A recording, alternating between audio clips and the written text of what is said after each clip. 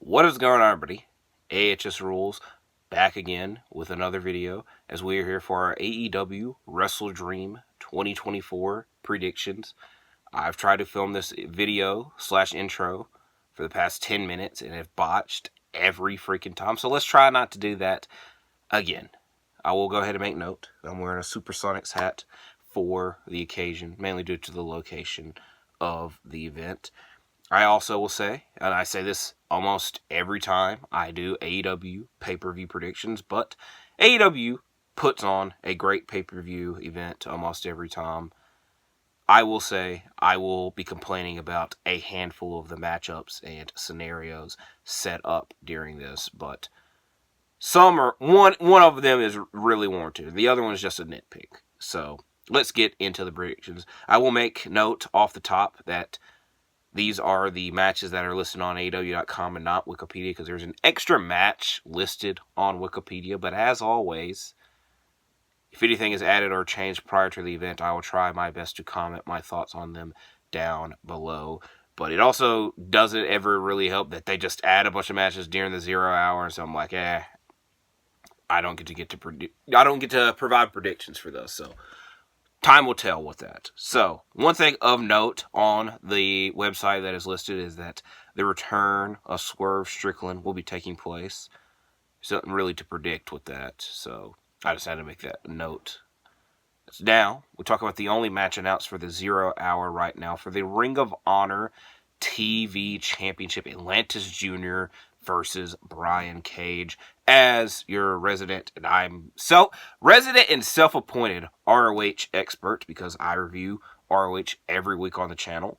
Brian Cage is undefeated in singles action on Honor Club on ROH, but he did lose at Death Before Dishonor in the Survival of the Fittest match. That was won by Atlantis Jr. Atlantis Jr. has had an okay ROH TV title reign. It has definitely not been as good as the prior two reigns of Kyle Fletcher and Samoa Joe, but I mainly just think that is due to him not being on TV or ROH TV consistently, where Brian Cage is. And like I said, Brian Cage has been dominant when he competes in singles action, and I'm going to predict Brian Cage to win the belt. That way the title is back on a ROH regular. So we also have another ROH title match on the show, which is my main complaint for this. This being an ROH World title match, Mark Briscoe versus Chris Jericho. So I have a lot to get off my chest with this. So, like I said,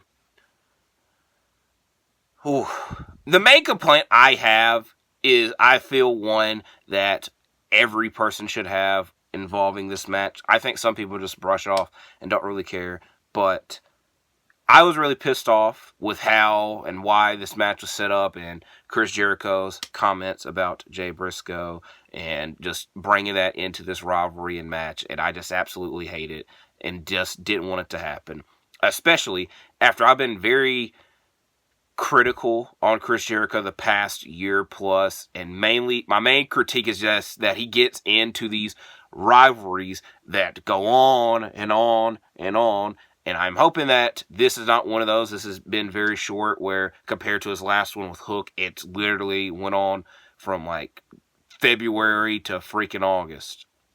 So if this matchup / rivalry continues for that long, I'll be disappointed. But my main issue, A, is just involving the Jay Briscoe situation. Like, it just wasn't needed. It really pissed me off.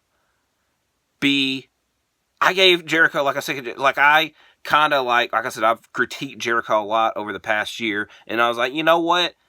I'm going to try to appreciate Chris Jericho, because I watch a lot of wrestling, a lot of old school wrestling, and during that time that I'm watching this older wrestling, I'm like, damn, this one Jericho, wasn't a pain in the ass.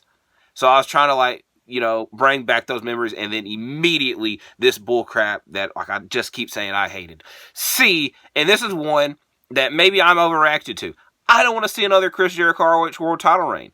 It happened before. It doesn't need to happen again.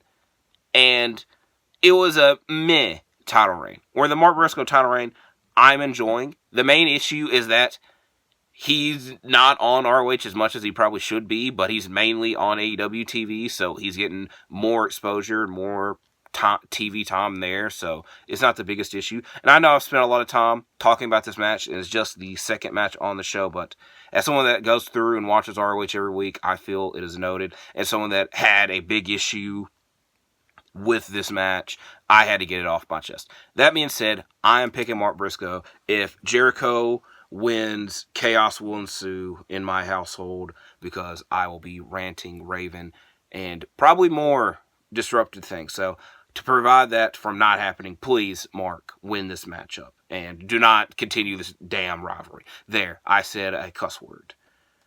Another match that I have an issue with, again, it's a small nitpick, not a big problem. I just have a better suggestion. It's another title match, though. TNT title match. Jack Perry versus Katsuyori Shibata. As much as I'd like to see Shibata win, I don't expect it to happen. So for being right, I'm going to pick Jack Perry. I don't really want to. My main nitpick and issue, this should be Kazuchika Okada versus Katsuyori Shibata for the Continental title. I think that match would absolutely clear this one, and I'm just not that enthralled by this Jack Perry title reign and Jack Perry as a whole. Especially because the person I literally just compared him to, Kazuchika Okada, who the hell do you want to see? So, I think that this should have been Okada versus Shibata. Continuing to talk about the Elite, let's go ahead and talk about the Young Bucks versus Private Party, that being for the tag team titles. As much as I'd like to see Private Party win, like I said with Shibata, I want to very much expect the Young Bucks to win. I will say it's a bit weird that Private Party keep hitting over the head that they have beat the Young Bucks before, literally years ago. It felt like they showed the highlights of it several times, and that was just such a long time ago. And they've definitely had another match with the Young Bucks before, and the Young Bucks have definitely beaten them before. So it's kind of like, I know it's a big deal that they're promoting it, but it just kind of feels like, hey, you've lost them before. Kind of cancels it out in my opinion. But I expect the Young Bucks to win. I kind of want the tag team titles, tag team division to go in a different direction, but I've been saying that for months, so we will see what happens. As we got some rematches of some big rivalries in AEW. The first one to go through, Darby Allin versus Brody King. Anytime these two competing against each other, one another, is very exciting. I'm going to go with Darby Allin to win this matchup. Another one, Jay White versus Hangman Page. And I won't lie, I could go back and forth on who I could see winning this match. Hangman has been on a roll and winning a lot of matches as of late. This is Jay White's first big match back from injury, and he did lose to Hangman Page in the Owen Hart Foundation tournament earlier this year, and that's when he took time off after that. So, I think I'm going to go with Jay White winning. He needs it a little bit more. Hangman already beat him, like I just said, and maybe it's just Hangman being too overzealous, and he might cost himself the match, and at least Jay White picking up the victory. So, I could see either man winning this match, though. As this is probably the match I am looking forward to the most.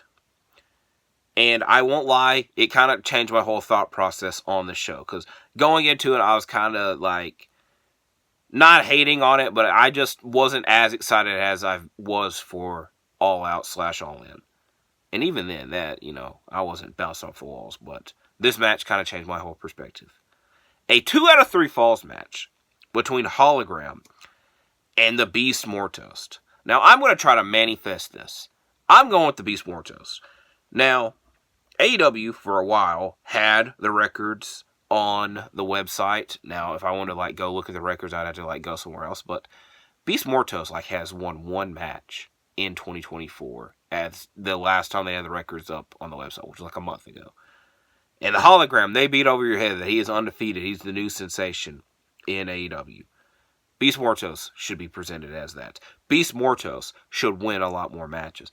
Beast Mortos should win this match. Granted, almost every time we have a 2 out of 3 falls or some stipulation, like best of 7, it always goes to 7. It always extends. So what I'm getting at here is, with it being a 2 out of 3 falls match, it will be 1-1. I will say that. Who the hell wins that third fall is what's going to make this more exciting. I'm going to try to manifest it and have Beast Mortos win. Also, something else I'm going to try to manifest. Beast Mortos, Drillicico, Roosh, a great trio. We haven't seen them in trios action yet, but they're building something there. And I kind of already spoiled it. They need to be damn trios champions very, very soon, because I'm not the biggest fan of the trios division and the trios title right now, and I feel that trio could change that up. How many times can I say trios in a freaking minute? Because I just said it like 5 times. Now, probably the match that everybody is most excited for, and I can't really disagree with that. For the International Championship, Will Ospreay versus Ricochet versus Konsuke Takeshita. Ospreay and Ricochet finally competed, and then it got ruined by Takeshita, even though they had a crappy finish beforehand, and then Takeshita came out afterwards. I've been on record saying this several times on the channel. It is extremely difficult to have a bad triple threat match. So there's no way I expect this to be a bad triple threat match. A 3-way dance, if you want to call it that as well. Especially when you got Ospreay and Takeshita involved. Yeah, I'm throwing shade at Ricochet for no reason. I've had one title change predicted on this show, and that was the TV title match. I'm going to go with another one happening.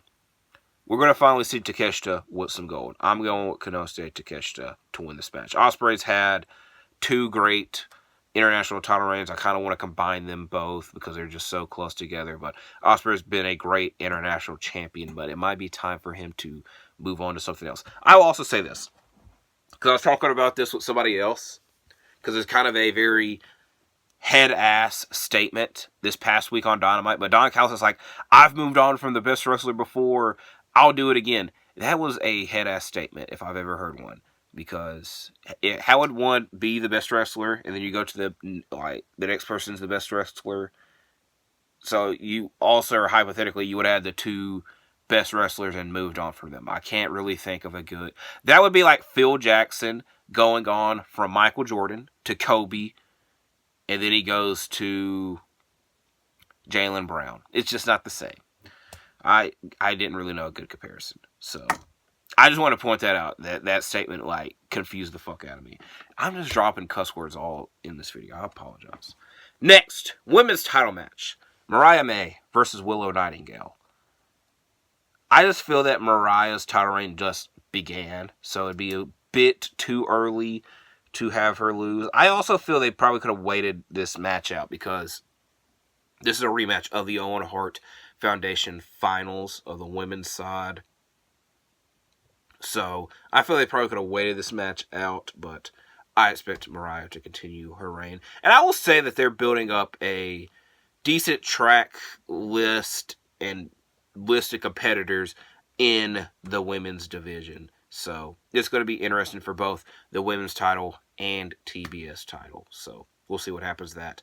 As now we got one more match to talk about, that being AEW World Championship match. Bryan Danielson versus Jon Moxley. 3. Moxley has defeated Danielson twice before in AEW, both times upsetting AHS rules. Mainly the second time, but in the grand scheme of things, it wasn't the biggest deal.